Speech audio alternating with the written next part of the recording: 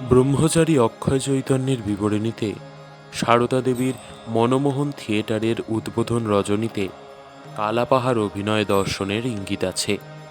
মনমোহন থিয়েটারের উদ্বোধনের তারিখ 7ই অগস্ট 1915। নাটক কালাপাহাড়। স্বামী গম্ভীরানন্দ ও ব্রহ্মচারী অক্ষয় চৈতন্য প্রদত্ত নির্ঘণ্ট অনুযায়ী সে সময় সারদা দেবী ছিলেন দেশে। মনে হয় আগে বা পরে কোনো সময় তিনি কালাপাহাড় সাধারণ রঙ্গমঞ্চে দেখেছিলেন, মনমোহনের উদ্বোধন রজনীতে নয়। কালাপাহাড়ের প্রথম উদ্বোধন হয় স্টার থিয়েটারে 26শে সেপ্টেম্বর 1896। স্বামী নির্লেপানন্দ তাঁর রামকৃষ্ণ শারদামৃত গ্রন্থে লিখেছেন, 8ই সেপ্টেম্বর 1918 নাট্যকার ক্ষীরোদ প্রসাদের উৎসাহে সারদা দেবী কিন্নরী নাটক দেখতে যান। সঙ্গে ছিলেন স্বামী শারদানন্দ। ব্রহ্মচারী অক্ষয় চৈতন্য স্বামী শারদানন্দের 1325 সালের 22শে ভাদ্রের দিনলিপি থেকে উদ্ধৃতি সহযোগে জানিয়েছেন, শ্রী শ্রী মা ওই দিন থিয়েটারে গিয়েছিলেন কুমারী নাটক দেখতে। কুমারীর প্রথম অভিনয় হয়েছিল রয়্যাল বেঙ্গল থিয়েটারে 1305 সালের 24শে পৌষ। পরে পূর্বোক্ত দিবসে সম্ভবত নাটকটির পুনরভিনয় রজনীতে নাট্যকার ক্ষীরোদ প্রসাদের অনুরোধে শ্রী শ্রী মা কুমারী দেখেছিলেন।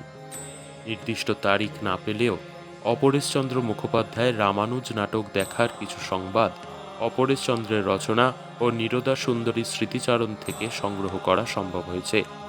রামানুজ প্রথম অভিনীত হয়েছিল মিনার্ভা থিয়েটারে 15ই জুলাই 1916।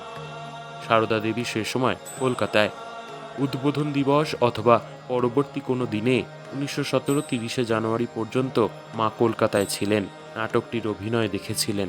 স্বামী ব্রহ্মানন্দের আদেশে অপরেশচন্দ্র রামানুজ নাটক রচনা করেন। অপরেশচন্দ্র প্রতিটি অঙ্ক রচনা করে স্বামী শারদানন্দের কাছে পাঠ করে শোনাতেন এবং তার নির্দেশ মতো নাটক সংশোধন করতেন। নাটকে সুর সংযোজনা করেছিলেন স্বামী অম্বিকানন্দ। স্বভাবতই সে নাটক দেখার জন্য অপরেশবাবু শ্রী শ্রীমাকে অনুরোধ করেছিলেন এবং তিনি সানন্দে সম্মতি দিয়েছিলেন। আজ এ পর্যন্তই। আজকের ঘটনা যদি আপনাদের ভালো লেগে থাকে তবে একটা লাইক করবেন, শেয়ার করবেন এবং চ্যানেলটা সাবস্ক্রাইব করে দেবেন।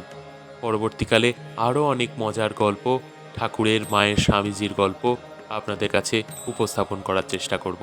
সবাই ভালো থাকবেন। দেখা হবে পরের পর্বে। জয় মা।